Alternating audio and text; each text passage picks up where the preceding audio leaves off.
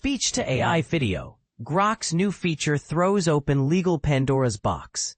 Imagine talking to an AI, and seconds later, seeing your words spring to life as a video. That's the promise behind Grok Imagine's access to speech feature, part of Elon Musk's ever-evolving Grok app.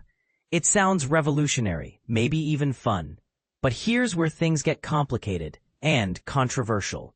While the internet buzzed about Grok's notorious spicy setting for less censored, sometimes eyebrow-raising content, the quieter introduction of seamless voice-to-video generation could actually rewrite a whole chapter of legal tech. This is the part most observers haven't noticed yet. What is Grok Imagine? Grok Imagine landed in mid-2025 and is Musk's ambitious foray into the AI video space, rivaling popular tools that turn your ideas into animated clips. Think of it like Vine reborn. Instead of recording yourself, you simply give Grok a prompt, typed or spoken, and out comes a 6 to 15-second AI-generated animation with audio. The platform operates through 4 main creative modes: normal, standard safe content, fun, playful light-hearted creations, custom, personalized outputs, spicy, the rule-bending mode with few restrictions, fueling deepfake anxieties. Most people have fixated on the unfiltered spicy mode. But the ability to talk to the AI, not just type, could upend long-held ideas about accessibility, IP, and even privacy. Will this become the legal tech industry's next hot potato?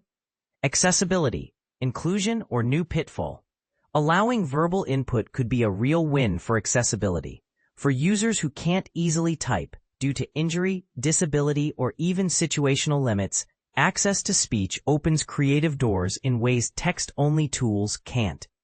It could help companies demonstrate compliance with laws like the Americans with Disabilities Act, ADA, in the US, or the UK's Equality Act 2010.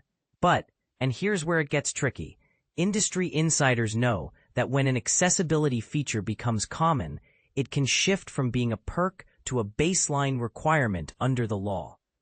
Imagine a scenario where a court decides that voice interfaces have become the new standard. Would companies without such features suddenly be exposed to lawsuits or fines?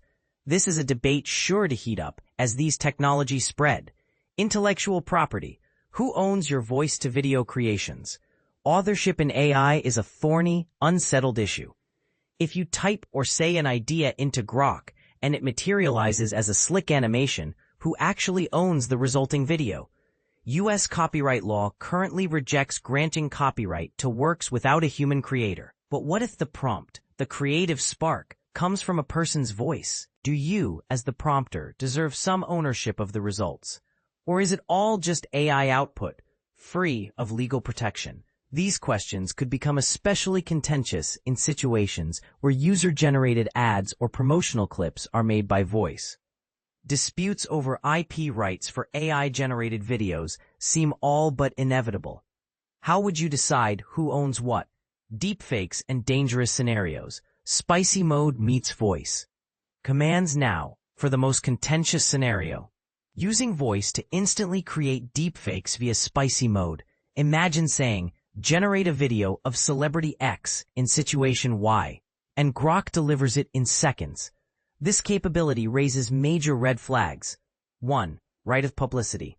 Celebs and everyday people can sue if their likeness is misused for profit or without consent. 2. Defamation.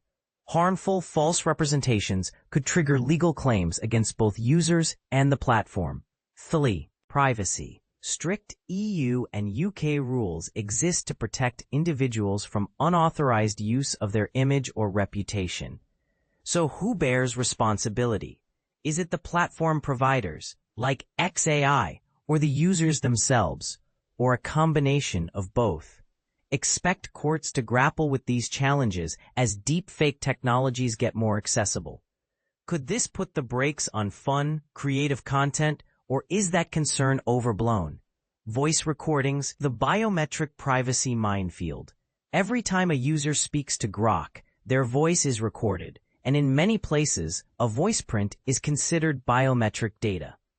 That means Grok and similar platforms must carefully comply with GDPR, EU, UK. Voice is classified as personal data, requiring explicit user consent and clear data use boundaries. CCPA, CPRA, California, expands consumers' control over their recorded data. Illinois BIPA, one of the strictest U.S. laws around biometric privacy, with harsh penalties for violations. What does this mean for companies? Voice input isn't just about convenience. It's a data processing activity with heavy legal baggage.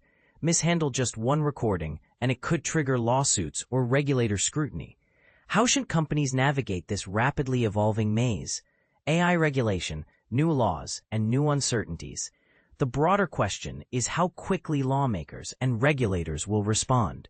The EU's landmark AI Act starts phasing in from 2025, introducing strict rules for systems based on their potential risks. Grok imagines voice-to-video could be categorized as general purpose or even high risk, bringing with it extra transparency and safety requirements. In the U.S., there's no national AI law yet, but states like California, New York, and Illinois are already crafting their own rules targeting AI and deepfakes. It's a regulatory jigsaw puzzle, one that will only add to legal uncertainty for innovators and users alike. For casual users, access to speech is a nifty feature, a way to have more fun more quickly. But for attorneys and compliance teams, it symbolizes the collision course between breakneck innovation and slow-to-evolve laws. Accessibility, IP, content moderation, privacy. Suddenly, every area of modern law is in play. Summary of key legal triggers. 1. Accessibility. Soon, voice inputs could shift from optional to required. 2. Copyright ownership. Voice-generated content sits in a legal gray area. 3. Misuse deepfakes. Litigation risks spike when creative freedom meets minimal moderation. 4. Biometric privacy. Voice data demands heavy-duty protections. 5. Regulation. With new EU and state laws looming, the legal landscape is shifting fast. So what do you think? Is spoken AI video creation mostly a leap forward, or is it a legal minefield waiting to explode? Could too much access stifle creativity, or does the risk lie in ignoring evolving user needs? Sound off in the comments. Where would you draw the line between progress and protection? People also ask, quick answers. What is Grok Imagine? It's a Grok app feature that lets you use text or voice prompts to create 6 to 15-second AI-animated videos with sound. What does access to speech do? It enables users to speak their ideas instead of typing, making video creation faster and more